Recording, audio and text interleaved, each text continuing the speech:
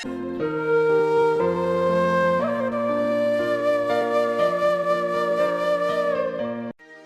सुदूर एक गांव में नव्या नाम की एक छोटी लड़की रहती थी। नव्या बहुत ही अच्छी लड़की थी, पर बचपन में ही एक सड़क दुर्घटना में उसने अपने माता पिता को खोया था। तब से नव्या अपनी दादी रमा के साथ ही रहती थी। रमा का एक और बेटा था, उसका नाम प्रकाश था। बेटा नव्या, क्या कर रही हो? दादी माँ और बाबूजी की याद आ रही है। अरे बेटा, ऐसे रोने से क्या होगा? गांव के सभी लोग मुझे पनौती कह रहे हैं कि मैंने जन्म लेते ही अपने माँ बाबूजी को निगल लिया। क्या सच में मैं इतनी बुरी हूँ दादी माँ? अरे बेटा, उनकी बातों को दिल पर मत लो, वे सारे मूर्ख लोग हैं, इसीलिए ऐसा कह रहे हैं। क्या सच में कोई बेटी अपने माँ बाबूजी की मौत चाहेगी? ये सब पिछले कर्मों का फल होता है बेटा। न जाने कैसे बुरे कर्म किए होंगे जो मैंने श्रवण जैसा बेटा और लक्ष्मी जैसी बहू को खोया, और तुमने अपने माँ बाबूजी को खोया। पर बेटा, तुम पनौती नहीं हो। तुम्हारे बाबूजी ने तुम्हारे जन्म लेते ही बहुत सारी जायदाद तुम्हारे नाम कर दी, और तो और तुम्हारा जन्म माँ दुर्गा के आशीर्वाद से हुआ है। तुम्हारी माँ ने माँ दुर्गा की पूजा की, तभी तो तुम मिली उन्हें। क्या ये सच है दादी माँ? माँ दुर्गा की पूजा करने से ही मेरा जन्म हुआ? हाँ बेटा। मैं अपना सारा दर्द माँ दुर्गा के सामने कहूँगी तो क्या वो मेरी बात सुनेंगी? हाँ बेटा, जरूर सुनेंगी। करुणामयी है, वो भक्तों की व्यथा को सुनती है। ठीक है, तो मैं कल से ही माँ दुर्गा की पूजा करूँगी। ये दादी माँ के बताने पर नव्या अगले दिन से हर सुबह जल्दी उठकर माँ दुर्गा की पूजा करने लगी। यूं ही दिन गुजर रहे थे। फिर एक दिन उनके गांव में दो चोर घुस आए। वे दोनों भाई बहन थे। भैया, हम इस गांव क्यों आए हैं, बताओ? पिछले गांव में लगभग हमने सभी को लूट लिया है, इसलिए मैं इस गांव आया हूँ। ओह अच्छा। हाँ, अब इस गांव के धनी लोगों को लूटकर हम किसी और जगह चले जाएंगे। ठीक है भैया। इस तरह राजू और गीता उस गांव में धनी लोगों की खोज में निकले। दूसरी ओर रमा अपने छोटे बेटे प्रकाश की शादी करने की सोच रही थी। बेटा प्रकाश, तुम्हारे भैया और भाभी के देहांत को बहुत साल बीत गए। तब से अपने घर में कोई शुभ कार्य नहीं हुआ, इसीलिए मैंने एक फैसला किया है। कैसा फैसला माँ? मैंने तेरे शादी का फैसला किया है। ठीक है माँ, पर लड़की गुणवान और सबको प्यार देने वाली होनी चाहिए और अपनी नव्या को बेटी की तरह अपना ले। हाँ हाँ, मैं मुंशी से कहकर ऐसे ही लड़की की खोज करवाती हूँ। फिर रमा अपने बेटे की शादी के लिए रिश्ते ढूंढने के काम में लग गई। देखिए रमा जी, आपके परिवार के लिए मेरे मन में बहुत इज्जत है। मैं जरूर आपके बेटे के लिए एक बहुत अच्छा रिश्ता ले आऊँगा। रमा से शादी को लेकर बात कर रहा था, तभी गीता और राजू ने उन दोनों को बात करते हुए सुन लिया। उन चोर भाई बहनों ने दलाल का रास्ता रोका, उसे डरा धमकाकर गीता की शादी प्रकाश से करवा ली। गीता और राजू को उस घर में प्रवेश मिल गया। देखो भैया, हमारे पास बहुत कम समय है। मैं इस घर की बहू नहीं बनना चाहती। हम जल्दी ही इनकी पूरी जायदाद हड़प कर यहाँ से चले जाएंगे। हाँ हाँ, ऐसा ही करेंगे। यूँ दोनों भाई बहन बात कर रहे थे। गीता, तुमसे एक बात कहनी थी। क्या बात है माँ जी? हाँ कहिए सासू माँ। इस पूरे जायदाद की इकलौती मालकिन नव्या ही है। ये सब कुछ उसी के नाम है। बिन माँ बाप की बेटी है, तुम्हें ही उसका ख्याल रखना होगा। हाँ सासू माँ, मैं नव्या और प्रकाश दोनों का ख्याल रखूंगी। जब से मेरे बेटे और बहू का देहांत हुआ है, तभी से सोच रही थी कि उनकी अस्थियों को काशी में विसर्जित करूंगी, पर कभी मौका ही नहीं मिला। पर अब तुम और तुम्हारे भाई यहीं पर हो ना, तो मैं आराम से काशी होकर आती हूँ। हाँ हाँ सासू माँ, आप निश्चिंत होकर जाइए। फिर रमा उन दोनों की अस्थियों को लेकर काशी जाने के लिए निकल पड़ी। दादी माँ के बिना घर सुना सुना सा लगता है, बिल्कुल अच्छा नहीं लग रहा। तुरंत माँ दुर्गा के पास जाकर पूजा कर लेती हूँ, शायद थोड़ा ठीक लगे। भैया, आपने सुन लिया ना मेरी सास ने क्या कहा? पूरी जायदाद नव्या के नाम लिखी हुई है।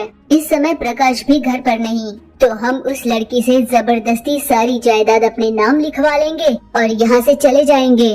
पूजा कर रही नव्या के पास गीता और राजू गए और घर के कागजातों पर उसे हस्ताक्षर करने के लिए कहा। मासी, ये आप क्या कह रही हो? ये बात गलत है मासी, मैं चाचा को बता दूंगी। भैया, अब हमारे पास और कोई चारा नहीं, या तो इस लड़की से जबरदस्ती हस्ताक्षर करवा ले या फिर इसे मार ही डाले। लगता नहीं कि ये लड़की हस्ताक्षर करने मानेगी, हमें इसे मारना ही होगा।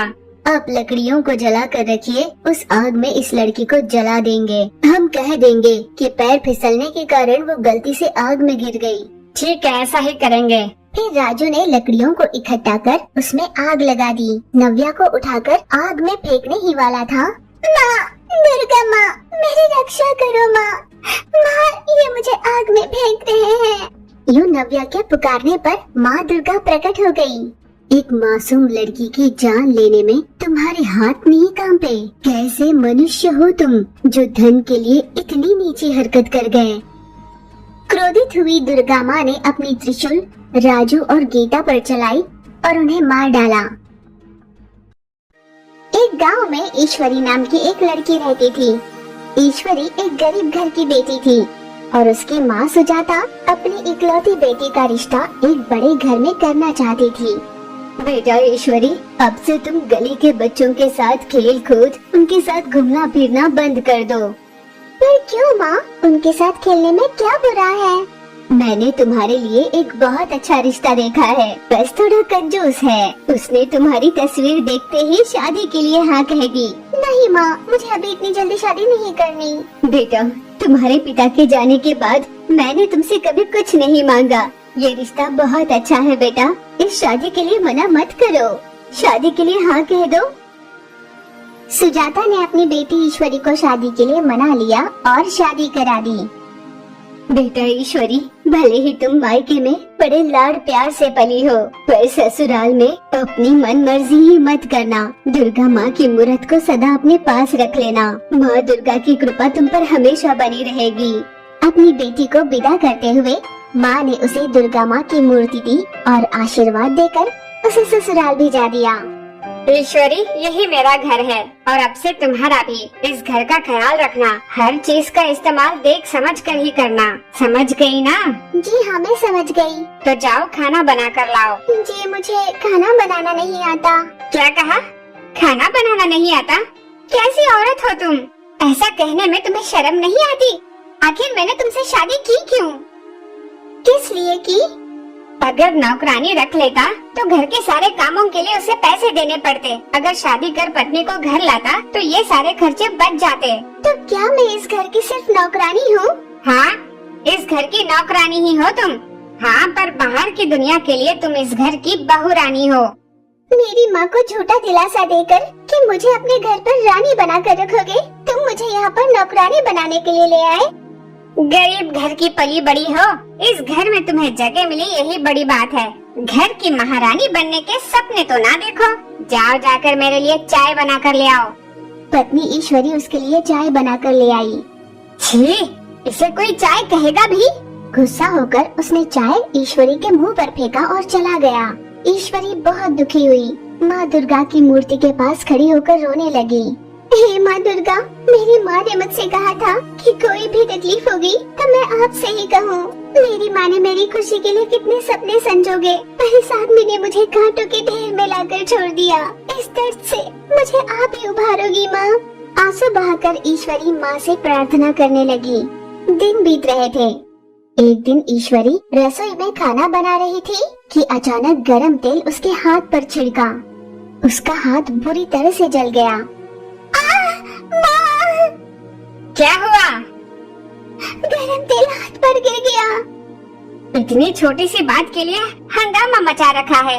जाओ मेरे लिए खाना बनाओ। इस चलते हाथ से खाना बनाना बहुत मुश्किल है जी। वो सब मैं नहीं जानता, मुझे बहुत भूख लग रही है, जल्दी से खाना बनाओ। बेचारी ईश्वरी को उन्हीं हाथों से खाना बनाना पड़ा। लीजिए, मैंने खाना बना दिया। ईश्वरी ने थाली में खाना परोस कर दिया। छी छी, कौन इसे खाना कहेगा? गुस्से से उसने थाली फेंक दी। मैं बाहर जा रहा हूँ, जब तक घर वापस लौटूं मुझे घर साफ चाहिए। भड़का हुआ पति घर से निकल गया। झुलसते हाथ से वो दर्द में थी। माँ दुर्गा, मैं अब इस घर में और नहीं रह सकती, मेरी रक्षा करो माँ। रो रो कर ईश्वरी वहीं पर सो गई। इस ईश्वरी को देखकर मुझे बहुत बुरा लग रहा है। हर बार दर्द में उसने मुझे को पुकारा है। अब मैं इसे इस दर्द से उभारूंगी। माँ दुर्गा उसके घर पर एक साधारण महिला के रूप में आई। बेटा, बस तुम अपने घर में मुझे कोई काम दे दो, मैं सारे काम करूंगी, मुझे खाना दे देना।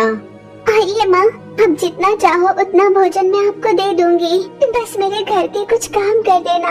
हाथ जलने की वजह से मैं दर्द में हूँ। हाँ बेटा, जरूर। महिला के रूप में आई दुर्गा माँ ने घर के सारे काम कर दिए। बिस्तर पर आराम कर रही ईश्वरी ने जैसे ही आंखें खोलकर आईने में देखा, अरे ये माई तो आईने में दुर्गा माँ जैसी लगती है, पर ऐसे देखती हूँ तो कोई साधारण महिला दिखती है। नहीं नहीं, ये जरूर माँ दुर्गा ही होंगी। ईश्वरी तुरंत उस महिला के चरणों में गिर गई। माँ दुर्गा अपने स्वरूप में आई। ईश्वरी के हाथ का घाव भी ठीक हो गया और तभी ईश्वरी का पति भी घर वापस आया था। घर की रौनक उस घर की गृहिणी से ही होती है। जब तक किसी घर में गृहिणी खुश रहे तब तक उनका घर धन और खुशियों से संपन्न रहता है। जो तुम कर रहे हो वो बहुत गलत है। आज के बाद तुम ईश्वरी को दुखी नहीं करोगे।